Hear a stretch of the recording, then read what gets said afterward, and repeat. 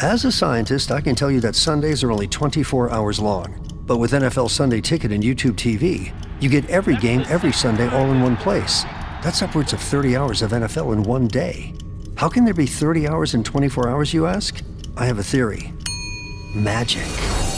New users get NFL Sunday Ticket for 8 payments of $34.50 per month. Sign up at NFLSundayTicket.com. Local and national games on YouTube TV. NFL Sunday Ticket for out-of-market games excludes digital-only games and commercial use. Terms and embargoes apply. Availability varies. Does it ever feel like you're a marketing professional just speaking into the void? But with LinkedIn ads, you can know you're reaching the right decision makers, a network of 130 million of them, in fact. You can even target buyers by job title, industry, company, seniority, skills, and did I say job title? See how you can avoid the void and reach the right buyers with LinkedIn ads. Spend $250 on your first campaign and get a free $250 credit for the next one. Get started at linkedin.com/campaign. Terms and conditions apply. Hey, it's Paris. You know I love sparkly things, right? Like stars. Duh. And thanks to Hilton and AutoCamp, I just slept under them.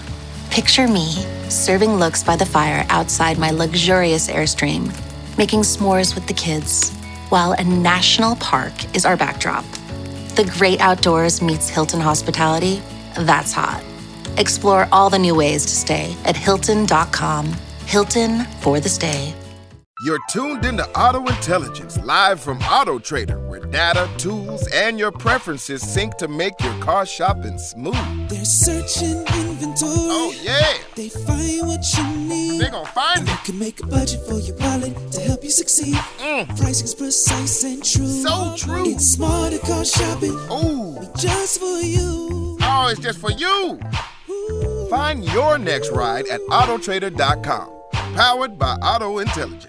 Hi, this is Tony Ruggiero here on the Tour Coach Podcast, where we bring you the best mental coaches, fitness experts, teachers, players, everything from my journey in the game of golf to help you learn to play better golf, teach better golf, and enjoy the game. Come on in. We're going to have some fun. All right, so joining me here on the Tour Coach, one doesn't need any introduction. He's been on a lot with me lately. Seems like my partner in crime, Matthew Rudy. Always great hanging out. He always he makes me sound more literate, which is really difficult to do at times. And also joining us is Michael Jacobs from up on Long Island, one of the great teachers in the game, and he's got some interesting stuff always going on, especially with his Jacobs 3D and the science and the stuff that he's learned and that he teaches. And I'm interested to pick his brain. Michael, first of all, I am guaranteed I'm going to make a trip up there soon, getting some more time. Yeah, I really want to see it. I really do.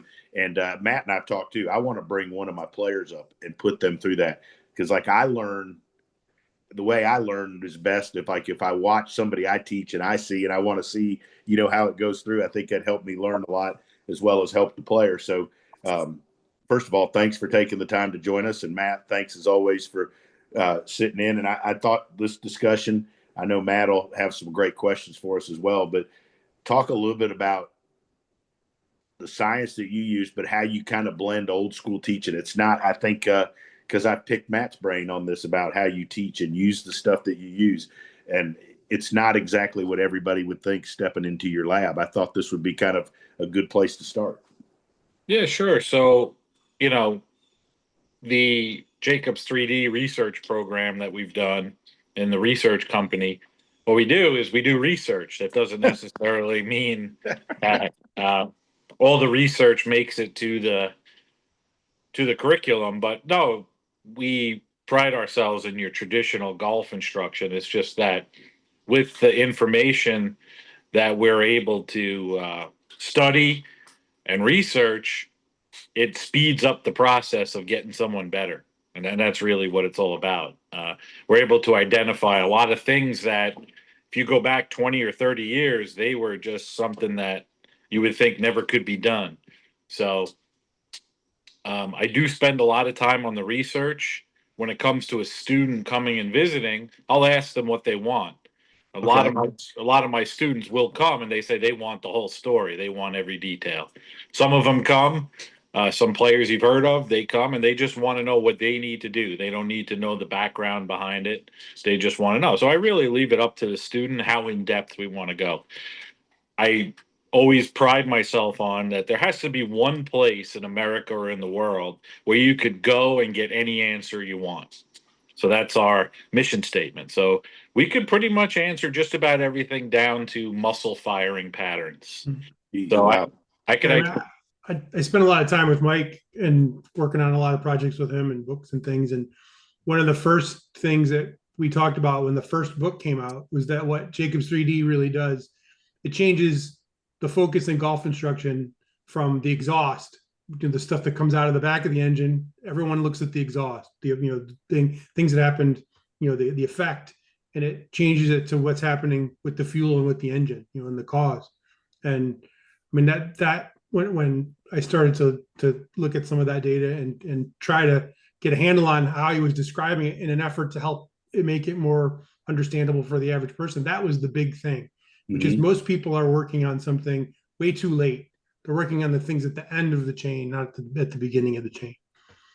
And a lot of what we've uncovered over the years is identifying what this particular person who's here is capable of doing.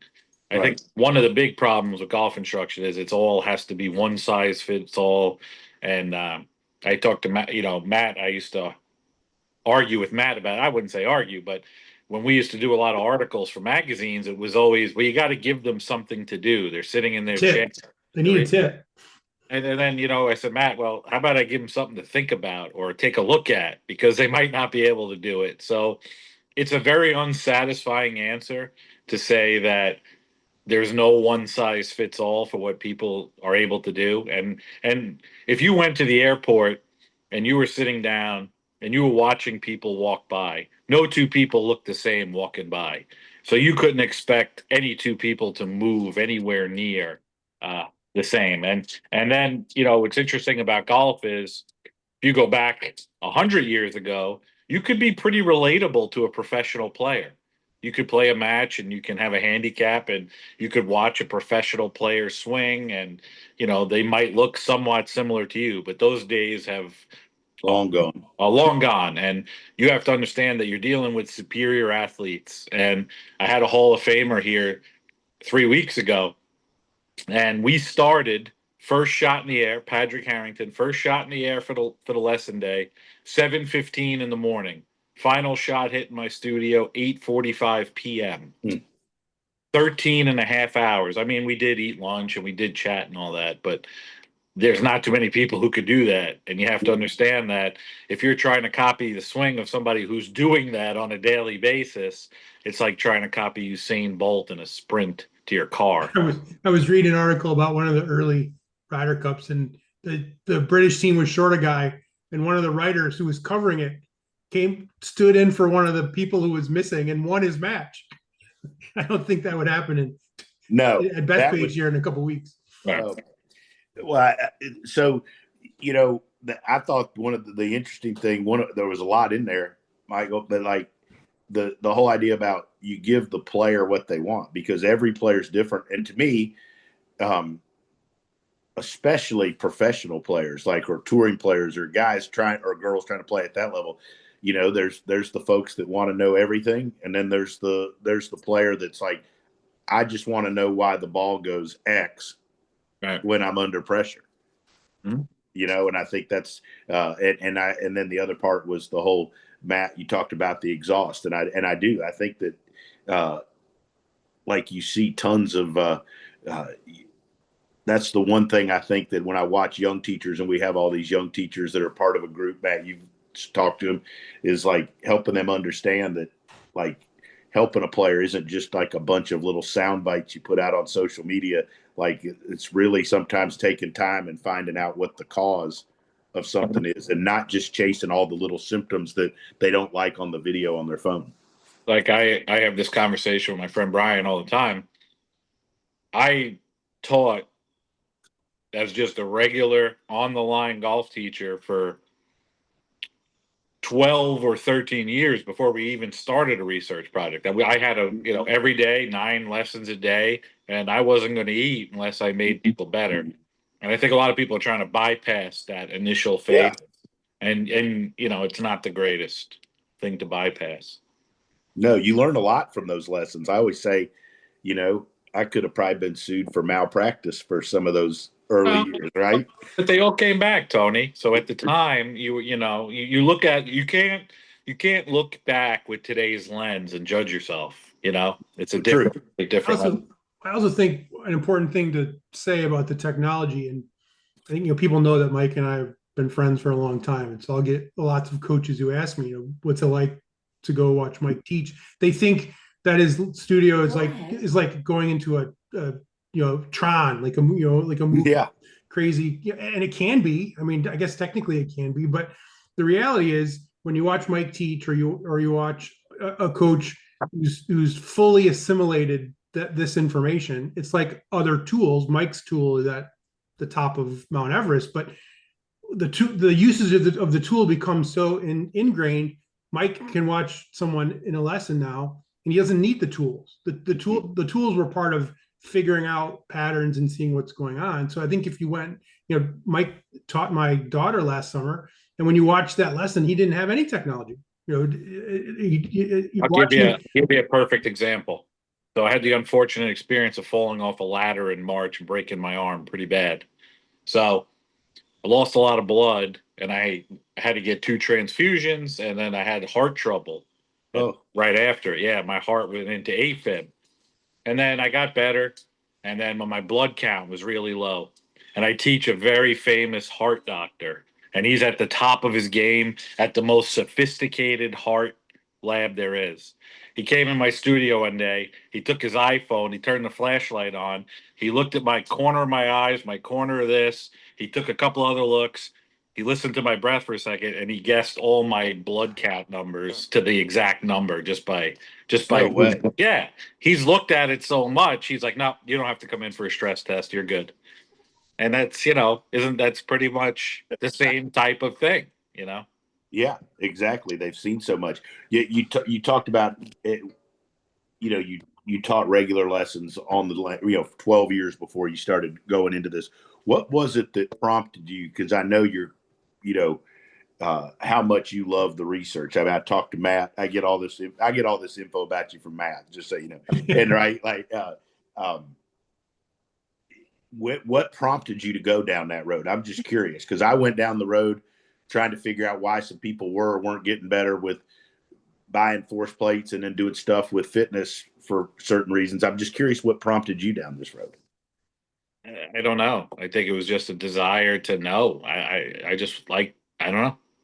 And Matt could answer that better. He's more. Yeah, I've never met anybody a little more primitive than he is. I mean, I'm lucky in that I've been able to do books with all kinds of leadership types and Olympic athletes and Navy SEALs, and people who are really focused on performance. And I think the reason Mike does what he does, in my experience, is similar to the attitude of some of these other people, in that if there's a better solution or a better answer, you get to one answer, and if you can see over the horizon and see that there are some other answers available, there's no question that you're going to keep moving forward and try to find those answers or find those solutions. And I've heard Mike say it lots and lots of times. He doesn't ever want to be in a position where a student asks him a question he doesn't know. Correct. And even if, there's a lot of people in every profession, my profession, your profession, any profession that I've run across, where good enough is good enough. And people who are the best at it are the ones who never get to that spot and say, well, that was a good enough answer for this lady who's hitting it, 120 yards. I've never seen Tony. I've never seen you pack it in with a student like that. Mike, I've never seen you do that. And I mean, that's why it's special to spend time with coaches like that, because they always want to know more and they want to have answers when people have questions. I actually think the further along I've gotten, I remember those days, where I had to have the lesson book full to eat, and I actually think as the further along I've gotten, the more the hunger to learn and to try to figure out like why people are getting better or are they not. Like it's great. Like I actually want to take more time off now to try to go learn more than even I did at the beginning. I think at the beginning I was just so consumed with trying to figure out how to make a living. Yeah, you're trying to make right, make a living. know, and now it's like, well, now it's like I'm deathly afraid that like I'm gonna have somebody come to me and I'm gonna tell them the wrong shit. Right. You know, like I don't want to be the guy that's known for screwing up somebody good that came to me. You know, But, I might be telling them something that's perfectly biomechanically correct, and they might not perform well, and they might. There's more. Yeah, there's more factors. Yeah, but yeah. But I think the One other thing thing I've learned, I have to say too, that with the better information, I know Mike can help more people in a given year because he has better information. There you can, the lesson procedure, you can, passing the information is more efficient, and the way the student takes in the information is more efficient. So that just means there's more, you can help more people. And I think that's when you start to get to the highest level of golf, the mechanic side and golf swing side is less than half of it. So with a major selection of the looks your kiddos love, starting at just $4 in the Walmart app, a new school year means a stylish new them. Who knew? Find skater skirts and Crocs that say, I'm casual but cool. Sparkly sneakers that say, it's my classroom, you're just learning in it. And preppy polos that say, I'm the teacher's pet, even if they're mommy's menace at home. Find their favorite styles starting at just $4 in the app. The Walmart you thought you knew is now new. This episode is brought to you by Nespresso and Samra Origins by the Weekend Coffee Collection. Introducing Samra Origins. My collaboration with Nespresso is a connection to my roots, to my mother, Samra. Coffee that hits the right notes. It transports you. Crafted with unique notes and bold, soaring flavors. Experience a taste that moves you. Nespresso and Samra Origins. Discover more at Nespresso.com. There starts to become that factor. Like everybody talks about, like one of my players who I taught as a junior, who's now 22, and he's one of the best ball strikers you'll ever see. Right. And then now when he goes to qualifying school in a few weeks, right, one of the greatest ball strikers might make it, might not make it. You might never hear of him. So there's a lot more to the game when they get to the highest level. Well, and I think the great to be great, it takes, as a player, it takes some personality quirks. And like you were describing Patrick Harrington. And to be honest, you're describing yourself a little bit too. The willingness to stand there for 13 hours and do something. You could make the argument that there's a little bit of a screw loose there. That's something the average person wouldn't do. So whenever people ask me, oh, why wouldn't Tiger go find someone? I could teach Tiger just like anybody else could, or I could teach Scotty Scheffler just like anyone else could. What I think people don't realize, and Tony, you know this as well, the bedside manner that it takes, the attitude that it takes, almost like you need to speak several different languages just to be able to relate to super elite athletes, because they aren't wired the same way that most people are. And I think that gets lost more than anything. It isn't just here's a list of stuff to do. If you go do this, you're going to play great and you're going to win the US Open next week. That's just not the way it works. Nope. No. And I think one of the arts of what we do is having that information, but finding the right time to tell them to do it, or the right way to get the message across. Because I'm sure it could be the order in which you do it. It could change things. Yeah. Or even you have to tell someone to do it more than what would be, quote unquote, technically correct. I can remember watching Randy Smith give someone a lesson. And if you recorded the lesson and just played it out and just judged him by what he said, it would seem like what he was saying was incorrect. However, what he was trying to get the person to do was exaggerate something in the other direction. Right. And I think knowing what to do and also knowing how to talk about it to get the person to do it, those are two skills that need to marry together. And I think coaches sometimes, coaches like Mike, who have that gear, that gets underrepresented or underestimated, where someone will say, oh, he's just looking at a screen. I don't think anybody would watch Mike teach and say, yeah, he needs the screen to make somebody get better. I just don't. I I would challenge anyone to watch that and say that's the case. Yeah, I actually had a lesson not long ago where I was up at Montgomery Country Club, and one of those rare times where, I mean, I got there and I don't know how the hell it happened, but none of my shit was charged. Right. And so the first two lessons I just had to do kind of like I used to do way back. And I mean, I got done and I was like, well, hell, those were pretty good lessons. I think I almost was more engaged because I was trying to, make sure I did a good job. But, shifting gears towards like recreational golfers, the regular golfer. I know you teach tons. I'm sure you teach tons of those up there. Like, and you talked early when we were sitting here about shortening the learning cycle, basically helping people get better faster. What are some of the things that you've learned from your experience using like Jacob's 3D? Are there some myths or there's some misconceptions that you find that a lot of recreational golfers have that you dispel that makes them learn or get better faster? It's all tips, right? You just give them tips. You just give them tips. I'll give you a real basic answer to that.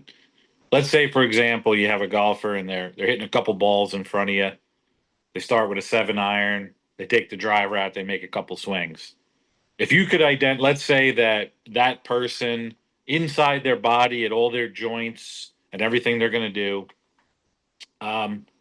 whatever amount of torque, let's say the number is 100. Where is that torque coming from? Because body moves by pure torque between the joints. So if you start looking at that and you start envisioning the skeleton inside the body, you'll start to notice like, okay, that's not exactly a knee joint and a hip joint that's moving the right way. That's the lower back that's actually torquing this way. Oh, wait, look, the left hip joint is in a position where it's nowhere near the center of their joint. How can they create torque in that joint? So it's there's a lot. There's a lot. Well, I think what Jacob. What I'm saying is what I try to do initially. Let's just say if it was a half-hour lesson and somebody just walked out and I never met them before, that would be where my lens would go first. It would go to the movement of the club, and then it would go to all the available joints and how the golfer is torquing themselves. And then when you start looking at it like that, you'll start to see a lot of different movements in the body are more of tipping preventers than they are enhancers, just trying to get you to cancel out, whether it be your angular momentum or using a ground force just to stop yourself from falling over instead of an enhancer.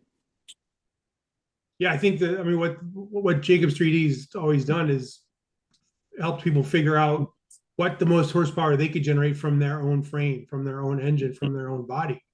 And I think what freaked me out when I first saw it was, like Mike said, how many different options there are. I mean, it's infinity number. So to sort of walk in there and go, yeah, if you just do this one move, if you take it to the inside on the way back, or if you any singular tip that you hear from a tour player to go try, I guess maybe it could work, but probably not going to, based on what your body's like and your frame. And so I think the getting people aware that, like Mike said, what within the framework of your body is keeping you from doing what you can do the best. I'll give you a perfect example. If you had 10 coats in your closet and you put and they were progressively, one was like a little shell layer coat up to your biggest, heaviest tweed coat, right? Thickness. Would you swing the same in all those different coats if you went out and hit? There'd be no way. So they're all made of different fabric and density, just like we are too. Like you could even take somebody who's not overweight. They could look skinny to you, but the fabric of their body can be made so densely that it's just like the oversized coat. So none of us even have the same type of fabric or glue in our body to move.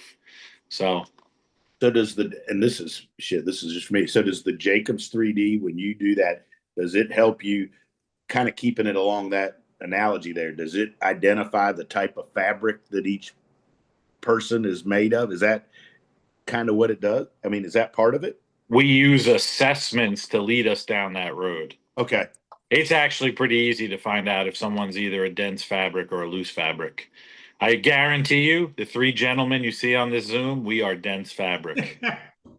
I was just about to ask you. I thought you were going to have to use some real scientific thought on it. Your dense fabric people are going to be people who heal really quick. They might get injured, but they heal really quick. If they get cut, they stop bleeding quick.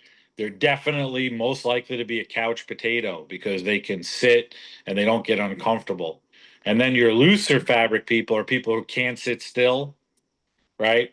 They can't sit on the plane. They have to stand up. They're always trying to stretch and loosen themselves up because it hurts more because they're so much looser. So I'm in the couch potato heritage. Yeah. I'm just going to call you dense from now on. I'm cool with that. All right. So I'm going to be asking for tips here. I know we're not going to necessarily get tips here, but I'm doing my impersonation of Matt Rudy right now. But for a 15 handicapper that comes to you, that's a dense fibered person, right? Where would you start with them? What are some things that they could look for to maybe something they could go work on and do or think about? It could even be something he wants you to give them something they can do. I mean, I think for them, just on a general scale, based on people I see coming and going, the regular golfer, I think they have to have a conversation with themselves on what the end of the backswing is going to look like compared to somebody who's looser, right? It's going to be a completely different backswing. And then your majority of your tour players are looser fabric people. So when you see the club reach parallel at the top of the backswing, if you're one of us, chances are it ain't going to make it there. So then if you try to make it there, you're going to sell out other joints of your body and other parts of your body to create the torque that leads up to a jumbled pile of inconsistency. So if you go beyond where you can physically do, you've got to do something that probably isn't going to put you in the best position. Something's got to give. So somewhere else, you're going to create torque with something that shouldn't be creating torque. And then what happens is it's usually the lower back or another part of the body. And then you can't untorque yourself then out of that. So then you use another part of the body to sell out to help you untorque that one. And then that one's torqued. And that's why golf is what it is. I mean, I would say from watching Mike give lots and lots and lots of lessons, the other thing that people are fascinated by is their concept of what makes the club move fast is probably the opposite of what really makes it move fast. So people come in actually they're trying to do things that make essentially they're making the club move slower on purpose. Correct. They don't understand what really what makes they're trying to do is intuitive to them. They wouldn't realize that you probably want to speed up the hands and then slow them down like cracking a whip. So I think a lot of the average person lesson stuff, just changing someone's conception of what really will make the club move fast. I think people's brains are incredible. And if you give them the correct intention and say, well, actually, these are some strategies that make the club move faster, I think there's a lot of improvement, even if there's some technical things to maybe just tweak a little bit, just changing that intention and getting the club end to move faster because you're doing the right things. I think that's a big from the sounds of this conversation, right? There is really no tip to just give the everyday person. So the tip might be to take a deeper look, a deeper dive to yourself and all that. That just might be the tip. That's why I left Golf Digest. We ran out of tips. There weren't any more. Is that what it's because Jacobs couldn't come up with any more tips? It's all your fault. This episode is brought to you by State Farm. Life gets easier with great assists, and State Farm is here to dish one your way. Get in touch over the phone or on the app to get the teammate you need. State Farm with the assist. Like a good neighbor, State Farm is there. Coverage options are selected by the customer. Availability and eligibility vary by state. Halliday presents, in the red corner, the undisputed, undefeated Weed Whacker Guy. Champion of hurling grass and pollen everywhere. And in the blue corner, the challenger, extra strength Halliday. Eye drops that work all day to prevent the release of histamines that cause itchy allergy eyes. And the winner by knockout is Halliday. Halliday, bring it on. All right. Okay, so last part here. We're looking under the hood. you got somebody that what are some tips for people? What are some things people need to understand about how to create speed the right way, or what creates speed? What creates speed, and this is going to sound pretty technical and stuff, is we got you here. Proximal initiation, distal delay, proximal stability, distal athleticism. So what that means is, thank God you're going to explain this. Yeah. So proximal, think of the parts of the body that are closest to your belly button, your pelvis, your rib cage. So proximal initiation, in golf we're mostly rotational. So the proximal parts to your belly button are your bigger rib cage, your pelvis. So if they activate first, proximal initiation, then things like the club and the hands are a little bit more delayed, right? Especially on the downswing when the big parts of the body initiate, and when you watch golfers, it looks like they're holding the club up this way and then it doesn't explode out till later. So proximal initiation, distal delay, but then it has to become proximal stiffness for distal athleticism. So things have to slow down to get distal athleticism, whether they're slowing down from a conscious effort by the golfer or they're slowing down because the outside parts of the body, the distal parts, are moving out, is another story. I'm going to suggest to you it's the latter, that you should not try to decel body parts when you go and train. If the segments that are adjacent to the part you want to slow down are not timed properly, it will be impossible for them to slow down. They should slow down more from the geometry of movement than you trying to say, okay, hit and hold or something like that. And that's how you get hurt. And that's how players get hurt. Exactly. I love that, because that's what, thinking of the 15 handicapper. And to me, some of them, they've been told to do some of that stuff and they're trying to do it, right? Trying to stop it. Like, shit, they were already stopping to begin with. They didn't have much going on, No, that's awesome. This has been good. I got to go replay this whole thing and look up all those words. There you go. We'll expect a quiz before you come up. Oh, I will be stressed and studying before I make the trip up there. Shit, I'm gonna have Rudy just fly down to do terms with me.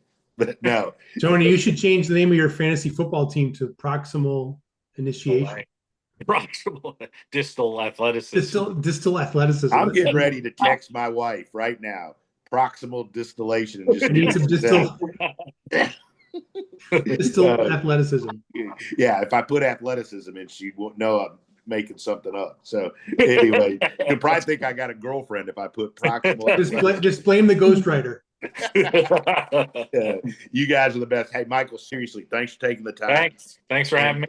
And also, seriously, I want to come up and do some stuff. I really want to learn more. And Matthew, as always, thanks for interpreting and making me sound reasonably good with English. Always great to see you guys. Two of my favorite people.